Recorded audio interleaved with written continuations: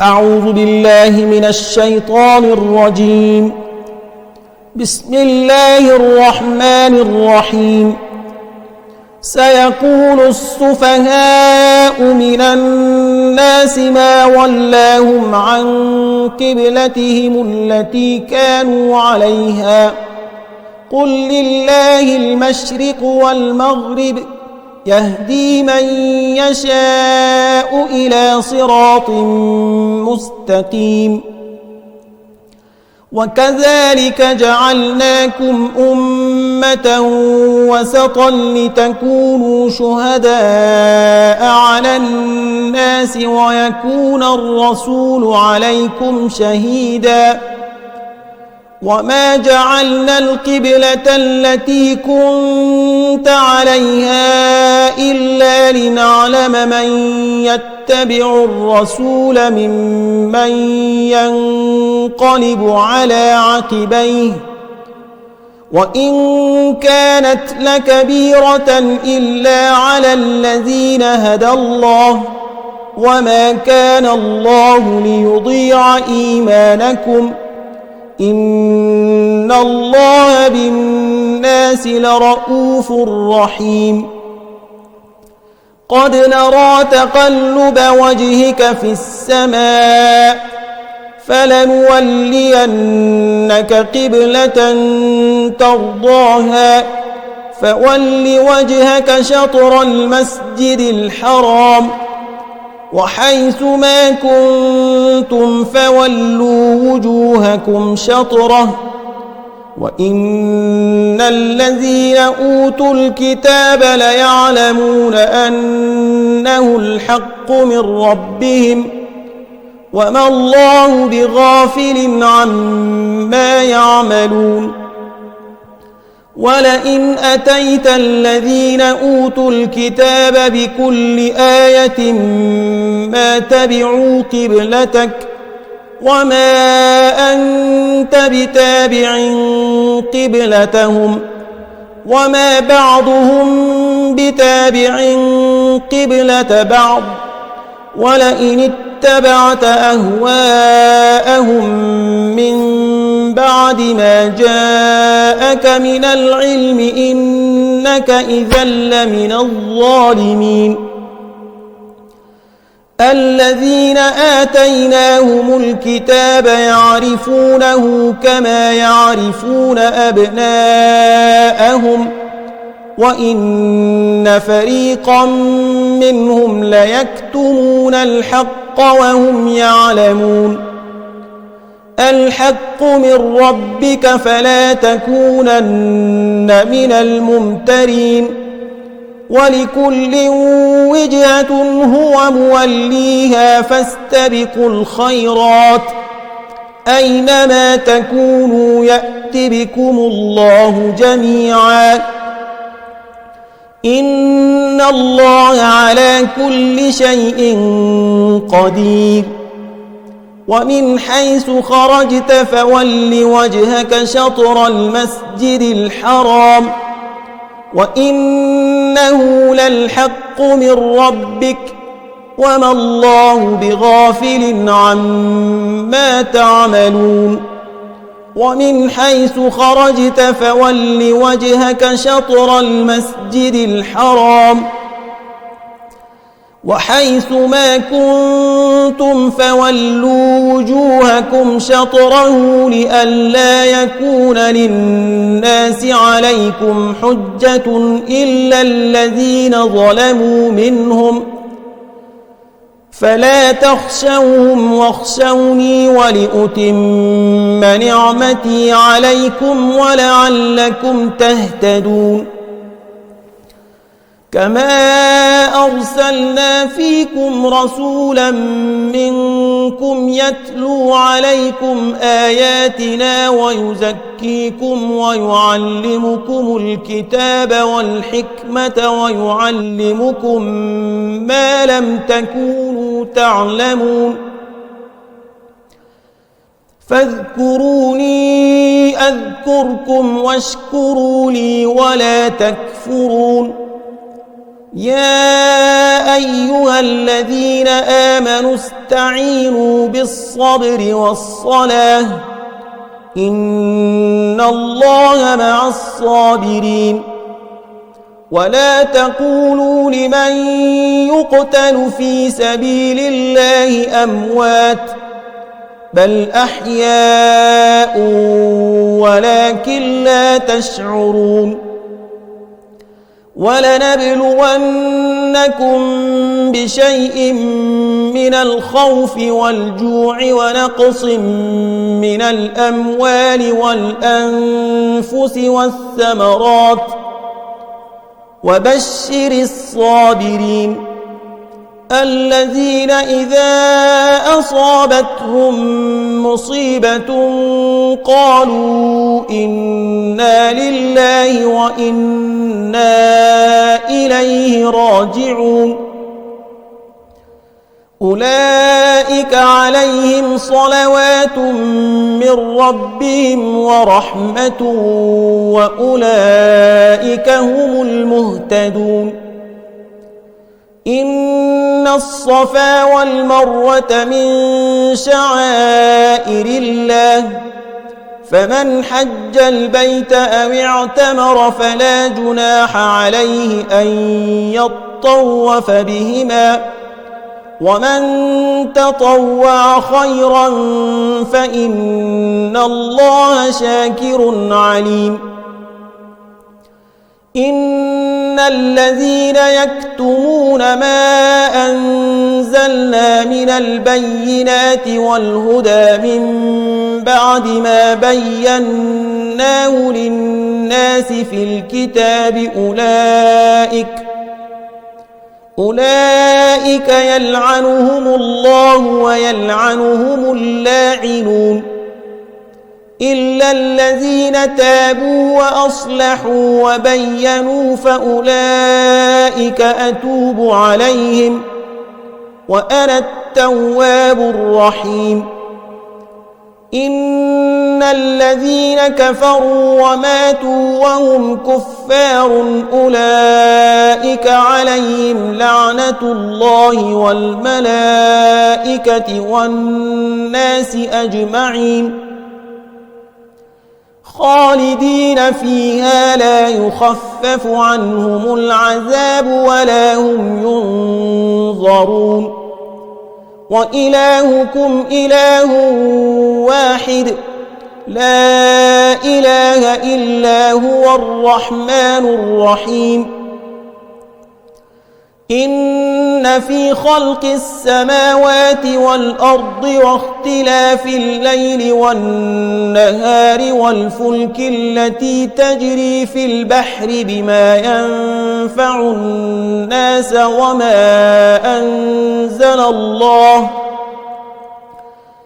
وما أنزل الله من السماء من ماء فأحيا به الأرض بعد موتها وبث فيها من كل دابة وتصريف الرياح والسحاب المسخر بين السماء والأرض لآيات لقوم يعقلون ومن الناس من يتخذ من دون الله أندادا يحبونهم كحب الله والذين آمنوا أشد حبا لله ولو يرى الذين ظلموا إذ يرون العذاب أن القوة لله جميعا وأن الله شديد العذاب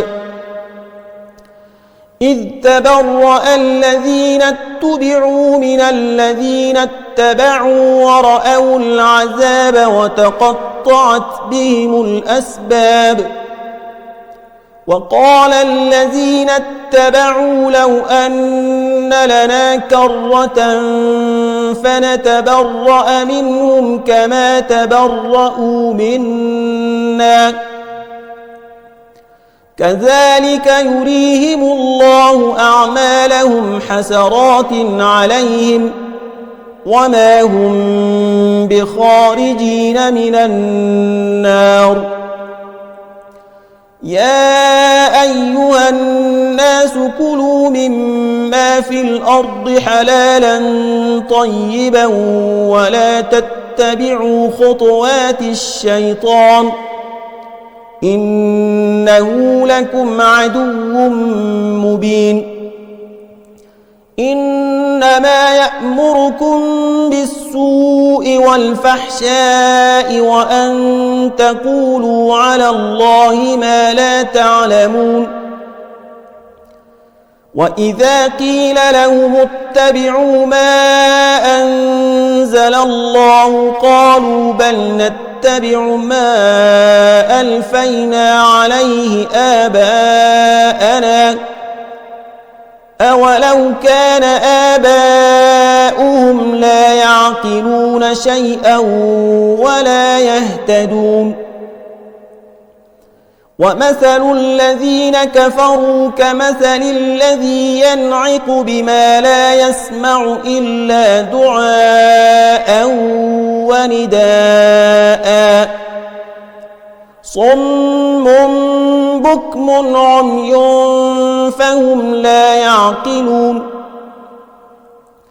يا أيها الذين آمنوا كلوا من طيبات ما رزقناكم واشكروا لله إن كنتم إياه تعبدون. إنما حرم عليكم الميتة والدم ولحم الخنزير وما أهل به لغير الله فمن اضطر غير باغ ولا عاد فلا إثم عليه إن الله غفور رحيم. إن الذين يكتمون ما أنزل الله من الكتاب ويشترون به ثمنا قليلا أولئك ما يأكلون في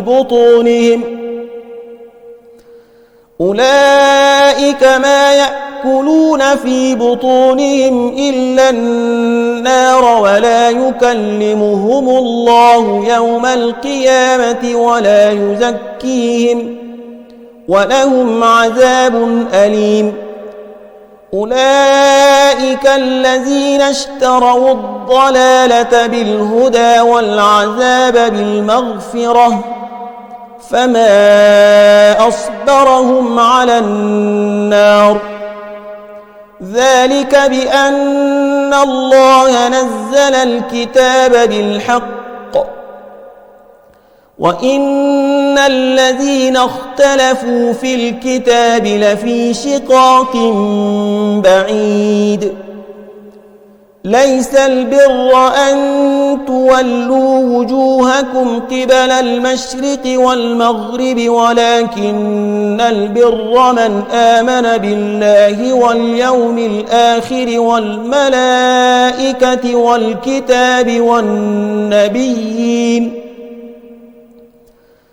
وآتى المال على حبه ذوي القربى واليتامى والمساكين وابن السبيل والسائلين وفي الرقاب وأقام الصلاة وآتى الزكاة والموفون بعهدهم إذا عاهدوا والصابرين في البأساء والضراء وحين البأس أولئك الذين صدقوا وأولئك هم المتقون. يا أيها الذين آمنوا كتب عليكم القصاص في القتلى الحر بالحر والعبد بالعبد والأنثى بالأنثى فمن عفي له من أخيه شيء فاتباع بالمعروف وأداء إليه بإحسان ذلك تخفيف من ربكم ورحمة فمن اعتدى بعد ذلك فله عذاب أليم ولكم في القصاص حياة يا أولي الألباب لعلكم تتقون كتب عليكم إذا حضر أحدكم الموت إن ترك خيرا الوصية للوالدين والأقربين بالمعروف حقا على المتقين فمن بدله بعدما سمعه فإنما إثمه على الذين يبدلونه إن الله سميع عليم فمن خاف من موص جنفا أو إثما فأصلح بينهم فلا إثم عليه إن الله غفور رحيم يا أيها الذين آمنوا كتب عليكم الصيام كما كتب على الذين من قبلكم لعلكم تتقون أياما معدودات فمن كان منكم مريضا أو على سفر فعدة من أيام أخر وعلى الذين يطيقونه فدية طعام مسكين فمن تطوع خيرا فهو خير له وأن تصوموا خير لكم إن كنتم تعلمون شهر رمضان الذي أنزل فيه القرآن هدى للناس وبينات من الهدى والفرقان فمن شهد منكم الشهر فليصمه ومن كان مريضا أو على سفر فعدة من أيام أخر يريد الله بكم اليسر ولا يريد بكم العسر ولتكملوا العدة ولتكبروا الله على ما هداكم ولعلكم تشكرون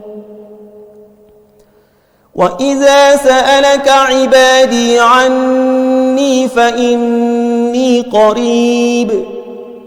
أجيب دعوة الداع إذا دعاني فليستجيبوا لي وليؤمنوا بي لعلهم يرشدون أحل لكم ليلة الصيام الرفث إلى نسائكم هن لباس لكم وأنتم لباس لهن علم الله أنكم كنتم تختانون أنفسكم فتاب عليكم وعفى عنكم فالآن باشروهن وابتغوا ما كتب الله لكم وكلوا واشربوا حتى يتبين لكم الخيط الأبيض من الخيط الأسود من الفجر ثم أتموا الصيام إلى الليل ولا تباشروهن وأنتم عاكفون في المساجد تلك حدود الله فلا تقربوها كذلك يبين الله آياته للناس لعلهم يتقون ولا تأكلوا أموالكم بينكم بالباطل وتدلوا بها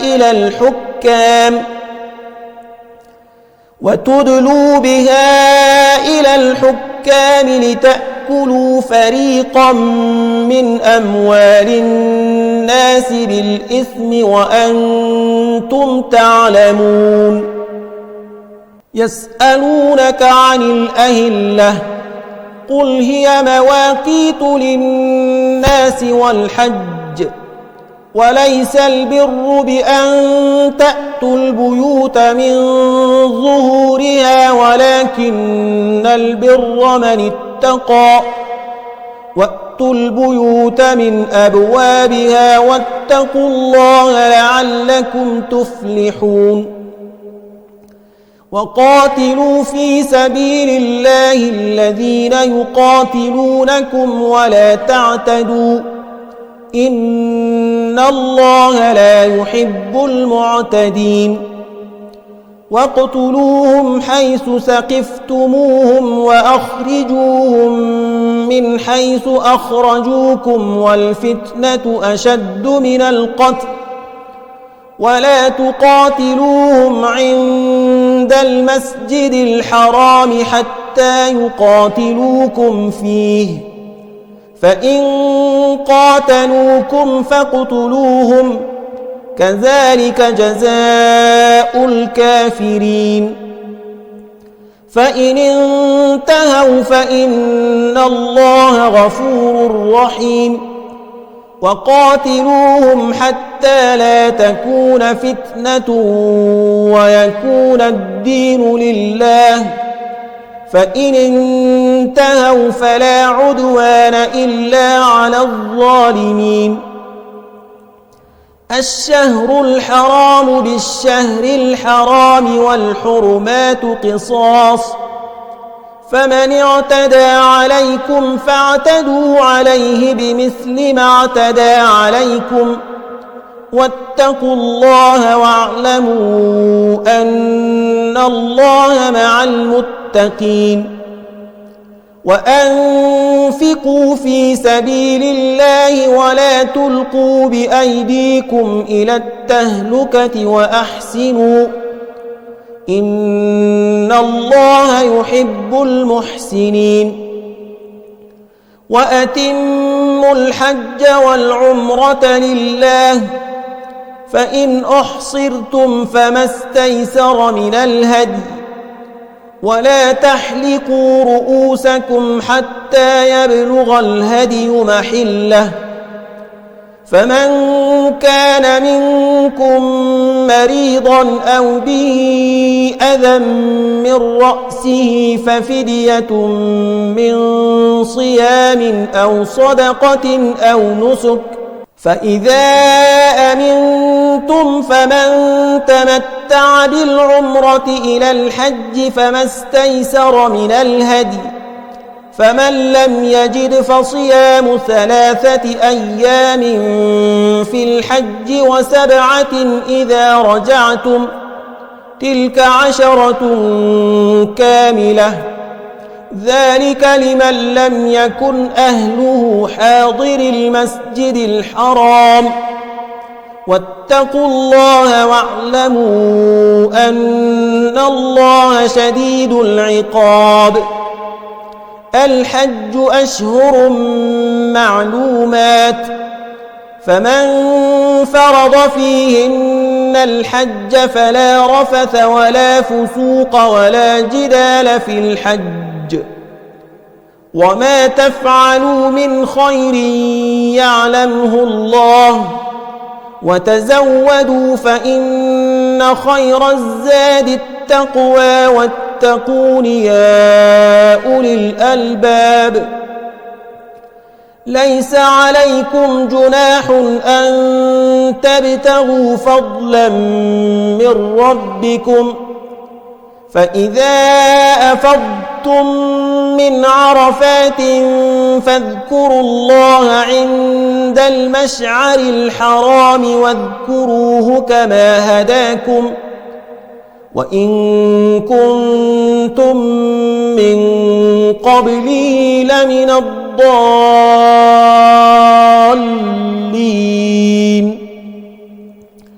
ثم أفيضوا من حيث أفاض الناس واستغفروا الله إن الله غفور رحيم فإذا قضيتم مناسككم فاذكروا الله كذكركم آباءكم أو أشد ذكرا فمن الناس من يقول ربنا آتنا في الدنيا وما له في الآخرة من خلاق ومنهم من يقول ربنا آتنا في الدنيا حسنة وفي الآخرة حسنة وقنا عذاب النار أولئك لهم نصيب مما كسبوا والله سريع الحساب واذكروا الله في أيام معدودات فمن تعجل في يومين فلا إثم عليه ومن تأخر فلا إثم عليه لمن اتقى واتقوا الله واعلموا أنكم إليه تحشرون ومن الناس من يعجبك قوله في الحياة الدنيا ويشهد الله على ما في قلبه وهو ألد الخصام وإذا تولى سعى في الأرض ليفسد فيها ويهلك الحرث والنسل والله لا يحب الفساد وإذا قيل له اتق الله أخذته العزة بالإثم فحسبه جهنم ولبئس المهاد ومن الناس من يشري نفسه ابتغاء مرضات الله والله رؤوف بالعباد يا أيها الذين آمنوا ادخلوا في السلم كافة ولا تتبعوا خطوات الشيطان إنه لكم عدو مبين فإن زللتم من بعد ما جاءتكم البينات فاعلموا أن الله عزيز حكيم هل ينظرون إلا أن يأتيهم الله في ظلل من الغمام والملائكة وقضي الأمر وإلى الله ترجع الأمور سل بني إسرائيل كم آتيناهم من آية بينة ومن يبدل نعمة الله من بعد ما جاءته فإن الله شديد العقاب زين للذين كفروا الحياة الدنيا ويسخرون من الذين آمنوا والذين اتقوا فوقهم يوم القيامة والله يرزق من يشاء بغير حساب كان الناس أمة واحدة فبعث الله النبيين مبشرين ومنذرين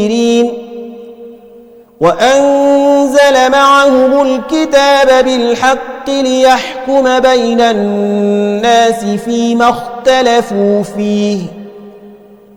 وما اختلف فيه إلا الذين أوتوه من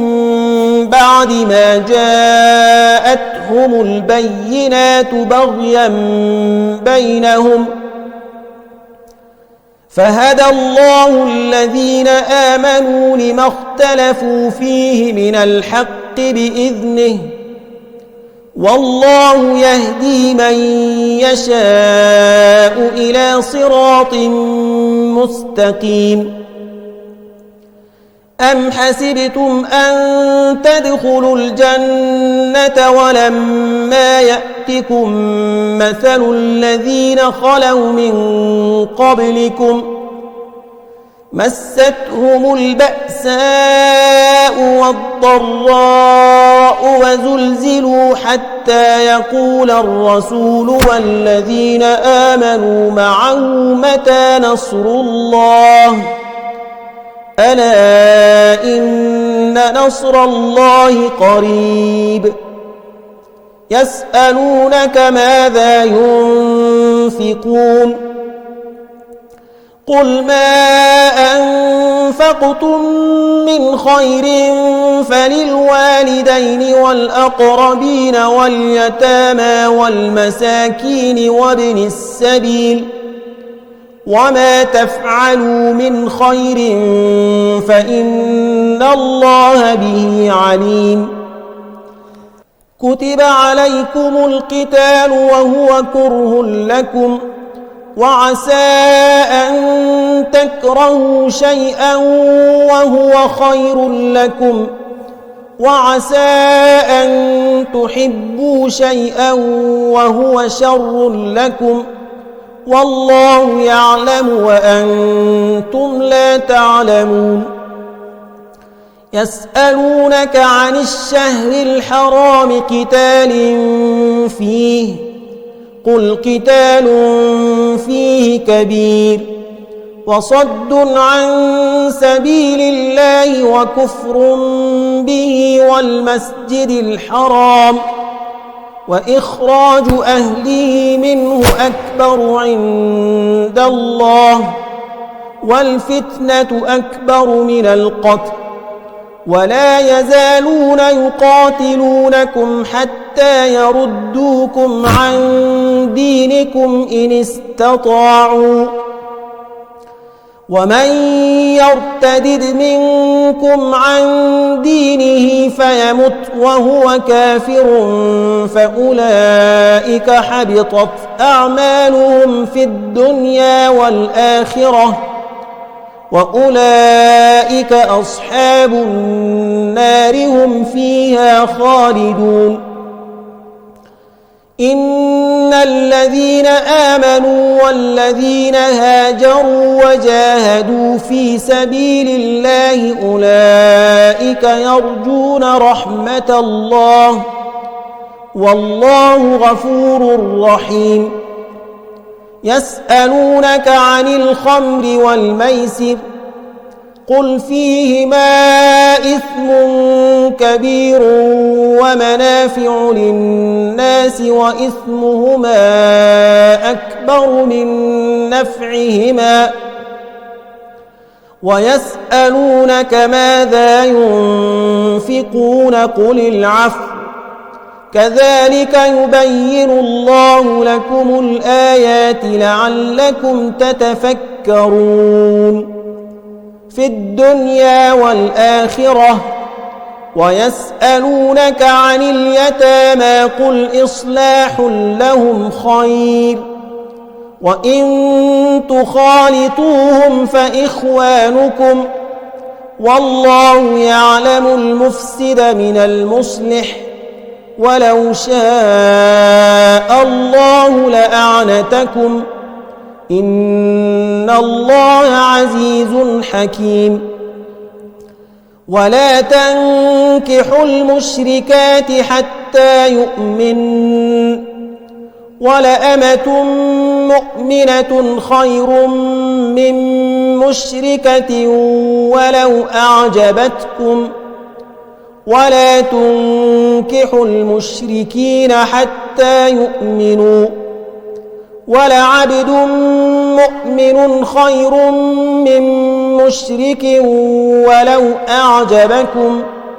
أولئك يدعون إلى النار والله يدعو إلى الجنة والمغفرة بإذنه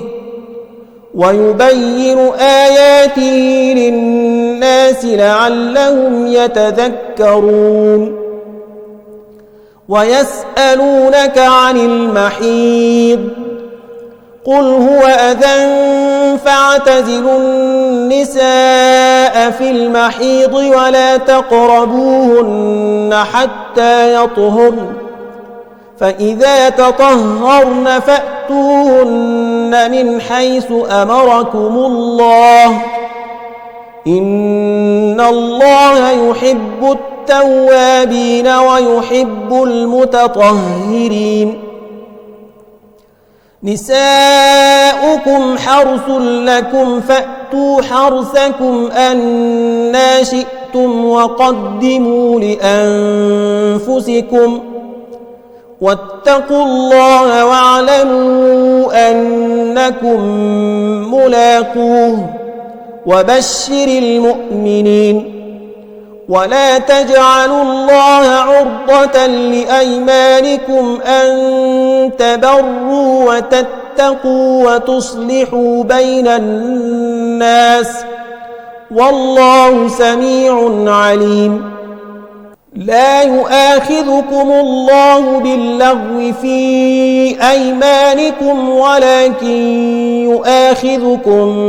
بما كسبت قلوبكم والله غفور حليم للذين يؤلون من نسائهم تربص 4 أشهر فإن فاءوا فإن الله غفور رحيم وإن عزموا الطلاق فإن الله سميع عليم والمطلقات يتربصن بأنفسهن 3 قروء ولا يحل لهن أن يكتمن ما خلق الله في أرحامهن إن كن يؤمن بالله واليوم الآخر وبعولتهن أحق بردهن في ذلك إن أرادوا إصلاحا ولهن مثل الذي عليهن بالمعروف وللرجال عليهن درجة والله عزيز حكيم الطلاق 2 فإمساك بمعروف أو تسريح بإحسان ولا يحل لكم أن تأخذوا مما آتيتموهن شيئا إلا أن يخافا ألا يقيما حدود الله فإن خفتم ألا يقيما حدود الله فلا جناح عليهما فيما افتدت به تلك حدود الله فلا تعتدوها ومن يتعد حدود الله فأولئك هم الظالمون فإن طلقها فلا تحل له من بعد حتى تنكح زوجا غيره فإن طلقها فلا جناح عليهما أن يتراجعا إن ظنا أن يقيما حدود الله وتلك حدود الله يبينها لقوم يعلمون وإذا طلقتم النساء فبلغن أجلهن فأمسكوهن بمعروف أو سرحوهن بمعروف ولا تمسكوهن ضرارا لتعتدوا ومن يفعل ذلك فقد ظلم نفسه ولا تتخذوا آيات الله هزوا واذكروا نعمة الله عليكم وما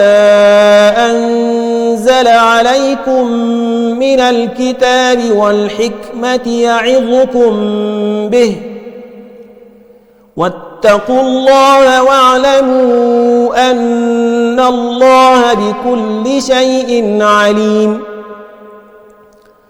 وإذا طلقتم النساء فبلغن أجلهن فلا تعضلوهن أن ينكحن أزواجهن إذا تراضوا بينهم بالمعروف ذلك يوعظ به من كان منكم يؤمن بالله واليوم الآخر ذلكم أزكى لكم وأطهر والله يعلم وأنتم لا تعلمون والوالدات يرضعن أولادهن حولين كاملين لمن أراد أن يتم الرضاعة وعلى المولود له رزقهن وكسوتهن بالمعروف لا تكلف نفس إلا وسعها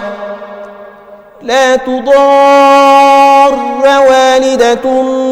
بولدها ولا مولود له بولده وعلى الوارث مثل ذلك فإن أرادا فصالا عن تراض منهما وتشاور فلا جناح عليهما وإن أردتم أن تسترضعوا أولادكم فلا جناح عليكم إذا سلمتم ما آتيتم بالمعروف واتقوا الله واعلموا أن الله بما تعملون بصير والذين يتوفون منكم ويذرون أزواجا يتربصن بأنفسهن 4 أشهر وعشرا فإذا بلغن أجلهن فلا جناح عليكم فيما فعلن في أنفسهن بالمعروف والله بما تعملون خبير ولا جناح عليكم فيما عرضتم به من خطبة النساء أو أكننتم في أنفسكم علم الله أنكم ستذكرونهن ولكن لا تواعدوهن سرا إلا أن تقولوا قولا معروفا ولا تعزموا عقدة النكاح حتى يبلغ الكتاب أجله واعلموا أن الله يعلم ما في أنفسكم فاحذروه واعلموا أن الله غفور حليم لا جناح عليكم إن طلقتم النساء ما لم تمسوهن أو تفرضوا لهن فريضة ومتعوهن على الموسع قدره وعلى المقتر قدره متاعا بالمعروف حقا على المحسنين. وإن طلقتموهن من قبل أن تمسوهن وقد فرضتم لهن فريضة فنصف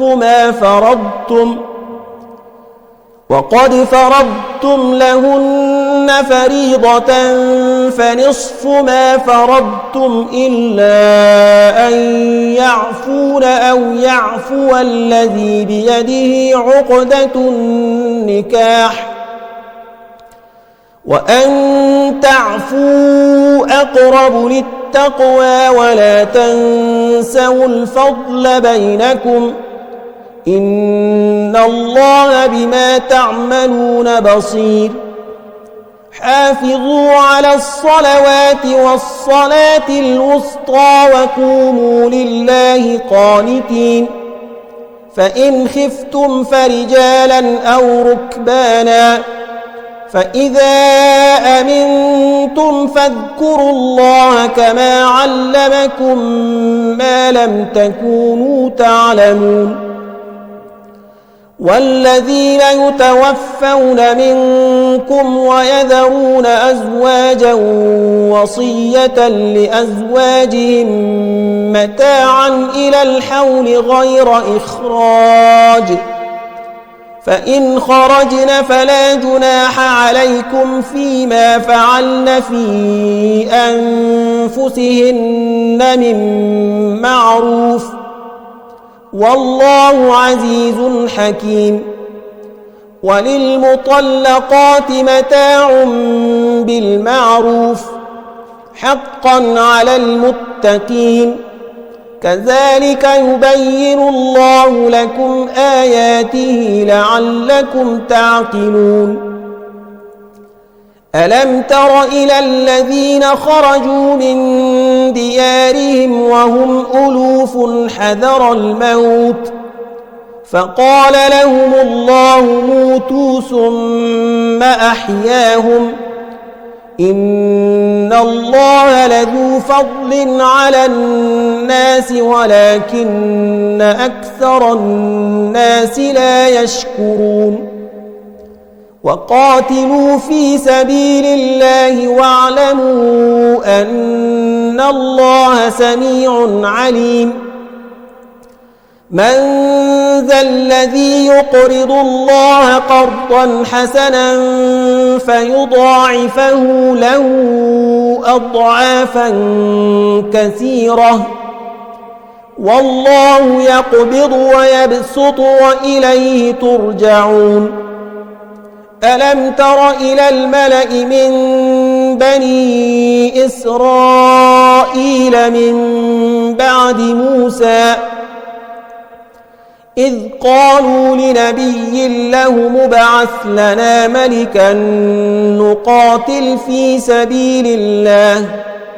قال هل عسيتم إن كتب عليكم القتال ألا تقاتلوا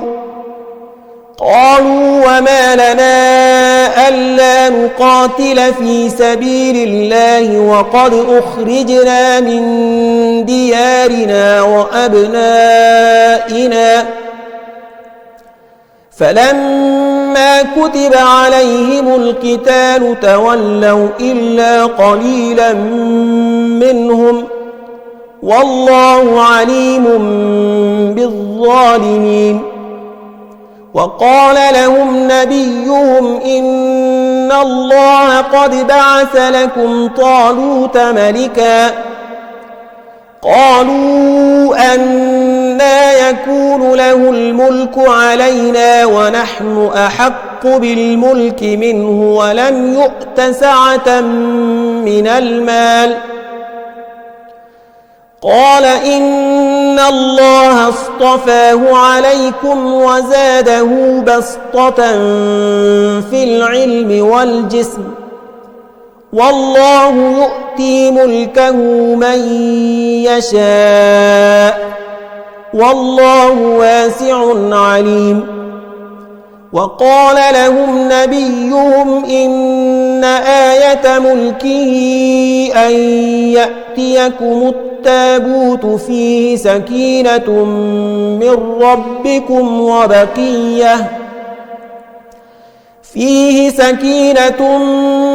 ربكم وبقية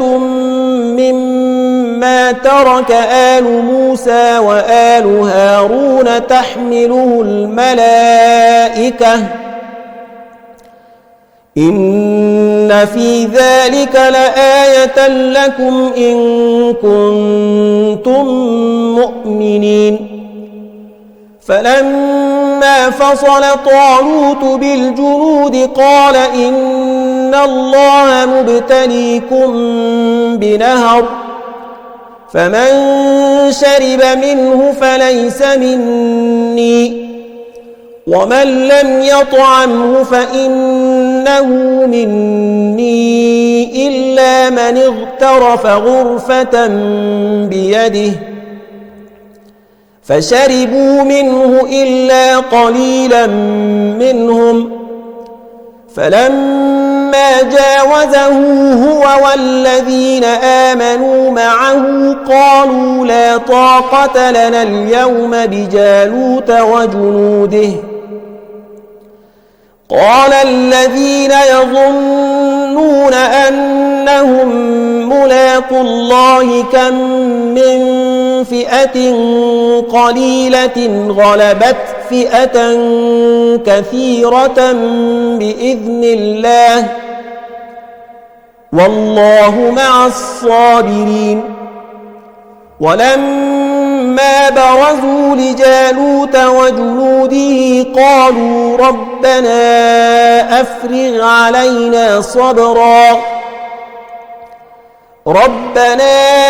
أفرغ علينا صبرا وثبت أقدامنا وانصرنا على القوم الكافرين فهزموهم بإذن الله وقتل داود جالوت وآتاه الله الملك والحكمة وعلمه مما يشاء ولولا دفع الله الناس بعضهم ببعض لفسدت الأرض ولكن الله ذو فضل على العالمين تلك آيات الله نتلوها عليك بالحق